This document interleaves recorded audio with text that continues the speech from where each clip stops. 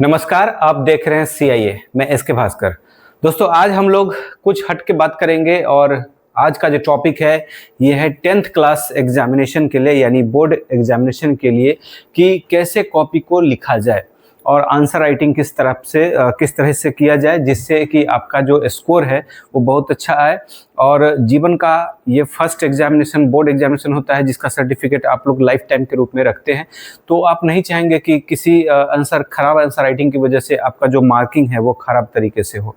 Definitely इसको आप यादगार बनाना चाहेंगे, चाहे वो बिहार बोर्ड हो या जो CBSE बोर्ड या फिर ICSE बोर्ड हो। तो फिलहाल अभी इस क्रम में हम लोग बिहार बोर्ड से रिलेटेड जो क्वेश्चन है उसका डिस्कस करेंगे। इसके बाद फिर जो CBSE बोर्ड है या फिर जो ICSE बोर्ड है, इन सभी का हम लोग डिस्कस करेंगे कि कैसे पेपर को लिखा जाए और आंसर राइटिंग किस तरीके से, कहाँ पर क्या गलतियां नहीं करनी चाहिए, उस पर भी डिस्कस करेंगे। तो फिलहाल जो ये क्वेश्चन है, देखिए इसमें क्वेश्चन कैसे इसको सॉल्व किया गया है, इस पर हम लोग विचार करते हैं कि कहाँ जो है किस तरीके से लिखना चाहिए और किस तरीके से नहीं लिखना चाहिए। तो चलते हैं। यहाँ पर लिखा है कि सिद्ध करे कि, जो क्वेश्चन लिखा गया है, सिद्ध करे कि अंडर रूट में 1 प्लस कॉस थीटा। जिन लोगों को नहीं दिख रहा होगा वो मैं बोल दे रहा हूँ, समझ लीजिएगा।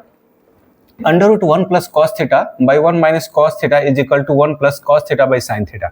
ये LHS है और ये RHS है, दोनों को यहाँ पर सिद्ध करने के लिए बोला गया है।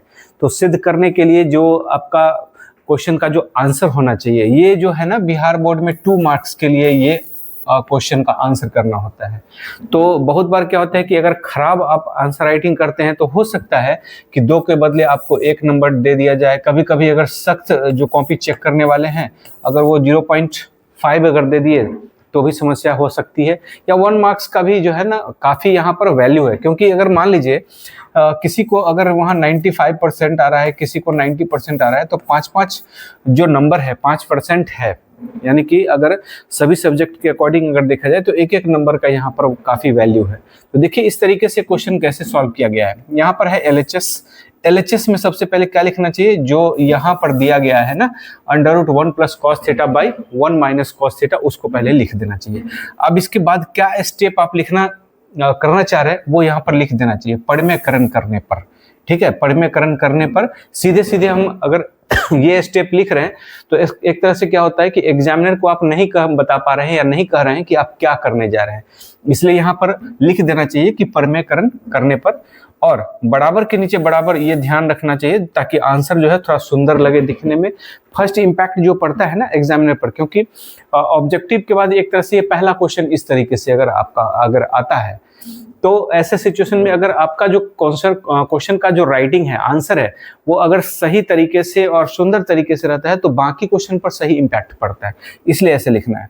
अब देखिए अंडर रूट में अब इसमें पढ़मेकरण कर रहे हैं तो पढ़मेकरण में क्या हो रहा है कि ये माइनस है, ये तो बना रहे हैं। अब यहाँ पर मैं क्वेश्चन कैसे बनाया गया ये नहीं बता रहा हूँ, आंसर कैसे राइटिंग किया इस पर डिस्कस कर रहे हैं।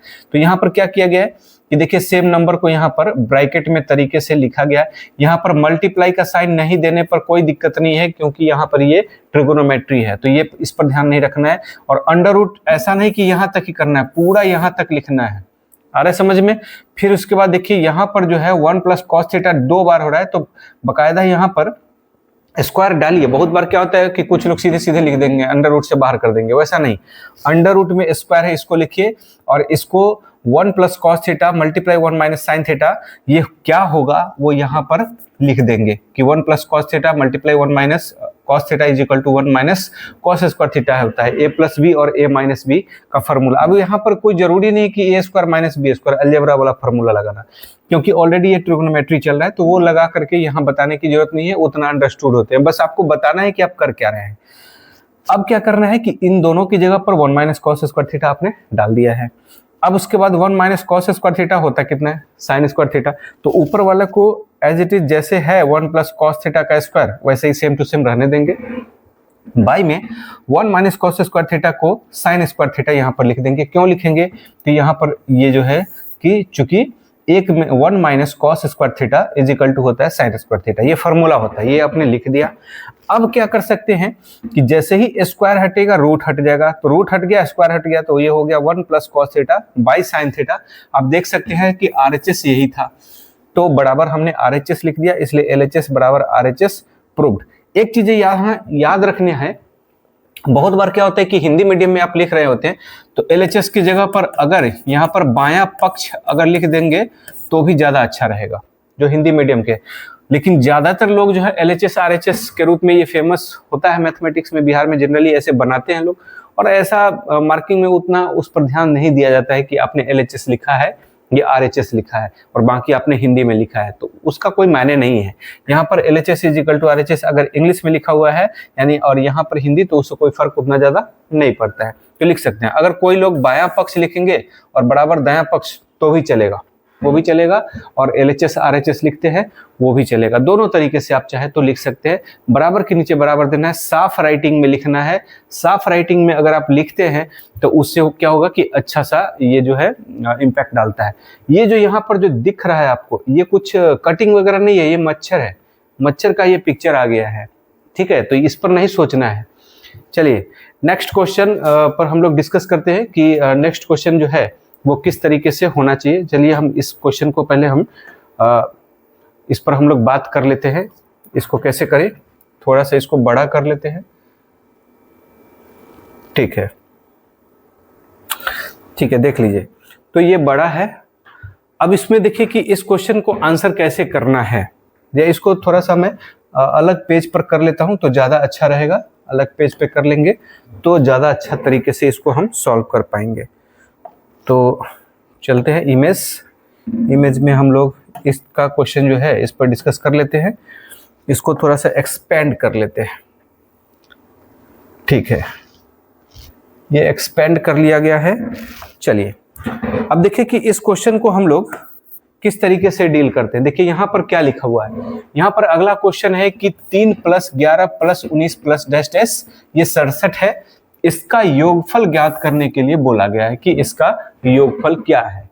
तो अब यहाँ पर देख सकते हैं कि सबसे पहले आंसर के रूप में लिखना है, सारा डिटेल आप पहले लिख दीजिए, सीधे सीधे मत बनाइए, सारा डिटेल लिखेंगे ना अच्छा इम्पैक्ट डालेगा किस पर, एग्जामिनर पर। तो ए जो है यानी फर्स्ट टर्म, ए बराबर यहाँ पर क्या लिखा गया 3 और प्रथम पद लिख दिया गया ब्रैकेट में, ताकि ये क्लियर हो कि ए जो है वो प्रथम पद है। अब है डी बराबर किसी भी टर्म में से पहला टर्म माइनस करके लिख दिया गया है 8। अब यहाँ पर चाहे तो एक तरह से सामान्य अंतर करके भी लिखा जा सकता है, नहीं लिखा है कोई बात नहीं है। टीएन जो है वो अंतिम पद है 67, तो लिख दिया अंतिम पद।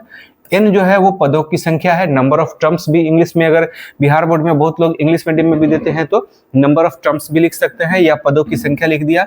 और जो एसएन है वो पदों का योगफल है, ठीक है, इतना तक लिख दिया गया है। अब क्या किया गया है, यहाँ फॉर्मूला से ये टीएन है, टीएन इज इक्वल टू जो है a + n-1 इंटू डी होता है, तो ये लिख दिया गया है। टीएन की जगह 67 लिख दिया, a की जगह 3 लिख दिया गया, n-1 और d की जगह पर 8 लिख दिया। अब कैलकुलेशन क्या, अब देखिए यहाँ पर बराबर के नीचे बराबर वाला ये सिस्टम भी चल रहा है, कैलकुलेशन बकायदा एक एक स्टेप का हो रहा है। जैसे 3 है, अगले स्टेप में 3 माइनस हो रहा है, तो बाकी ये वाला टर्म जो है यहाँ पर लिख दिया गया। अब 67 में से 3 माइनस हुआ 64, शॉर्टकट नहीं बनाना है, n-1 × 8 लिख दिया गया है। अब देखिए यहाँ पर 64 है, 8 डिवाइड करेगा 8 टाइम्स में n-1 बराबर में रहेगा, और n-1 इज इक्वल टू ये वाला 8 हो गया, therefore n is equal to, अब सीधे 9 नहीं लिख देना है, 8 + 1 इज इक्वल टू 9, ये हो गया। तो इससे n जो है पदों की संख्या प्राप्त हो गया है। अब लिखा गया Sn, क्योंकि यहाँ पर लिखा गया ना कि योगफल ज्ञात करे, तो Sn जो है वो योगफल है, तो Sn इज इक्वल टू हो गया n/2 ब्रैकेट में a + Tn, ये फॉर्मूला होता है, ठीक है। तो अब बराबर के नीचे बराबर देखिए तरीके से लिखा गया है, n की जगह पर 9/2, a की जगह 3 प्लस Tn की जगह 67। अब अगले स्टेप में 67 + 3 मिलकर के होता है 70, 2 से डिवाइड होकर के हो गया 35। अब 35 को 9 से मल्टीप्लाई डायरेक्ट चाहे तो ऐसे भी करके 310 और 15 भी लिख देंगे तो कोई उतना दिक्कत है नहीं, लेकिन अगर एक स्टेप 9 × 35 कर देंगे तो आंसर ज़्यादा अच्छा सुंदर लगेगा। वो डिपेंड करेगा कि आपके पास टाइम कितना बचा हुआ है। अगर टाइम इतना लिखने में कोई हालांकि कोई ज़्यादा कुछ बिगड़ नहीं जाएगा, लेकिन आंसर सही हो जाएगा। और इस तरीके से आप देखेंगे यहाँ पर जगह कम होने की वजह से ऐसे लिखा गया, नहीं तो इस चीज़ का जो कैलकुलेशन है वो नीचे में किया जाएगा, ठीक है। एक चीज़ और ध्यान रखिएगा, जो पेपर लिखा जाता है, अब जैसे मान के चलिए कि पेपर आपका ऐसे दिया गया है, रेक्टेंगल शेप में अगर ऐसे दिया गया है, तो ऊपर एक लाइन खींचा हुआ होता है कॉपी पर, आपको पता है तो उसके ऊपर कुछ नहीं लिखना है, उसके ऊपर कुछ नहीं लिखना है। फिर एक बार एक मार्जिन होता है जिसको चौथाई बोलते हैं, तो उसमें भी कुछ नहीं लिखना है। ये चीजें ध्यान रख लीजिएगा, चौथाई कुछ नहीं करना है, इसलिए कि वो जो है ना मार्किंग करने के लिए होता है। दूसरी चीजें, अगर इधर से चौथाई के रूप में अगर ऐसे छूटा हुआ है तो बहुत बढ़िया, अगर नहीं है तो कोशिश करना है कि अंत तक नहीं लिखना है, कुछ जो पार्ट है वो यहाँ पर छोड़ देना है, कुछ पेज जो है ना हल्का सा किनारे से छोड़ना है। ये चीजें ध्यान रखिएगा। तो इसमें कोशिश कीजिएगा नहीं लिखने का, लाइनिंग करने का कोई जरूरी नहीं है, लाइनिंग मत कीजिएगा।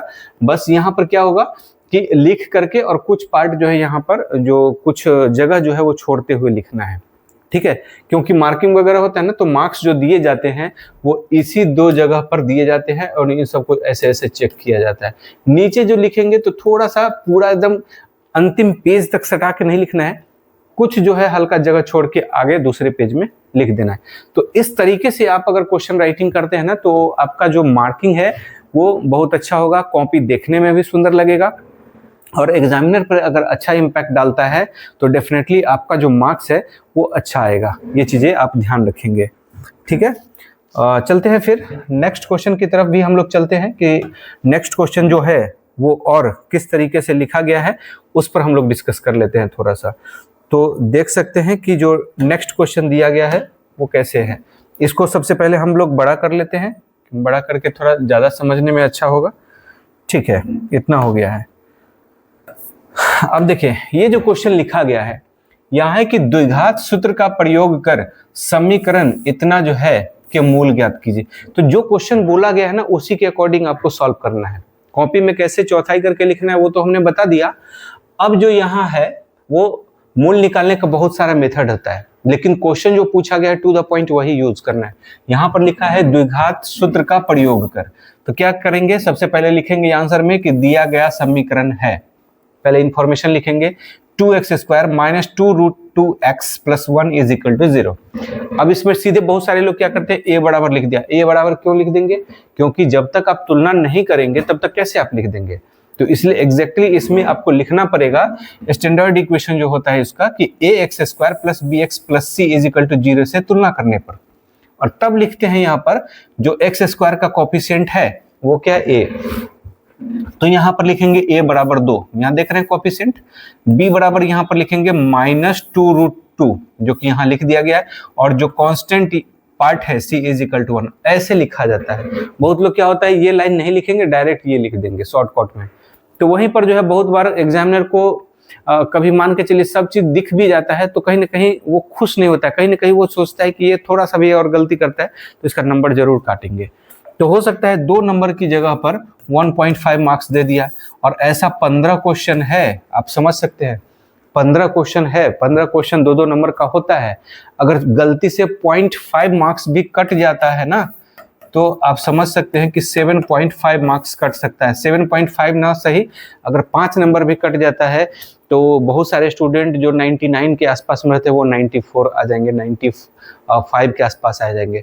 जबकि यही थोड़ी जो गलतियां हैं वो अगर छोड़ देते हैं तो आपका जो खूबसूरत नंबर है 99 वगैरह का 100 भी आ सकता है। तो इस तरीके से आप मार्क्स देख करके खुश हो जाएंगे। तो ये चीजें ध्यान रखना है। अब यहाँ पर d बराबर, d क्या होता है, यहाँ पर डिस्क्रिमिनेंट यानी विविक्तर होता है। तो d is equal to formula लिखा गया है कि b² माइनस 4ac। अब जो यहाँ पर वैल्यू है वो यहाँ पर रख दिया गया है। यहाँ पर लिखने की जरूरत नहीं है कि वैल्यू पुट करने पर या वैल्यू रखने पर, ऐसा कोई जरूरी नहीं है। तो b और a और c तीनों की जगह पर वैल्यू पुट कर दिया गया, a माइनस a बराबर 0। अब यहाँ पर इस जगह पर लिख दिया जाएगा कि अतः मूल वास्तविक और समान होंगे। क्यों होंगे, क्योंकि d बराबर यहाँ पर 0 हो गया है, अतः मूल वास्तविक और समान होंगे, ये लिखना है। ठीक है, लिखने के बाद therefore x is equal to formula लिखेगा -b प्लस माइनस √b/2a, ये फॉर्मूला लिख दिया जाएगा। अब यहाँ पर x इज इक्वल टू, अच्छा एक चीज और है, जब इक्वेशन चल रहा होता है ना तो ये इम्प्लाइज, या तो इम्प्लाइज लिख लीजिए या और ऐसे या और ऐसे, कुछ भी ऐसा लिख करके या इम्प्लाइज के रूप में ऐसे करके भी आप लिख करके बना सकते हैं, और तब ऐसा चलेगा। बहुत बार क्या होता है कि इधर कुछ लोग लिखते ही नहीं है या देयरफॉर ऐसे करके लिख देते हैं। तो हर बार देयरफॉर नहीं लिखिए, अंत में लिख दीजिए, वो चलेगा। तो x इज इक्वल टू यहाँ पर कैलकुलेशन किया गया। अब प्लस माइनस अगर 0 हो जाता है तो +0 हो जाए या -0 होता है, कोई फर्क नहीं पड़ता है। तो इसलिए क्या हुआ कि यहाँ पर कट पिट जो भी होगा कर दिया गया है 1/√2। देयरफॉर x बराबर 1/√2, 1/√2, क्योंकि यहाँ मूल वास्तविक तो होंगे ही, समान होंगे, इसलिए x बराबर 2 बार 1/√2 डाला गया है। एक बार रखने से कोई मतलब नहीं है, क्योंकि 2 समान रूट होंगे, इसलिए समान रूट के रूप में आंसर यहाँ करके आंसर लिख देंगे। आंसर जो है एकदम कंप्लीट हो जाएगा, किसी तरह का कोई दिक्कत नहीं है। कैसा भी एग्जामिनर आ जाए ऑल ओवर इंडिया में, वो 2 में से 2 मार्क्स तो पक्का मिलेगा ही, इसमें किसी तरह का कोई गलती नहीं होगा।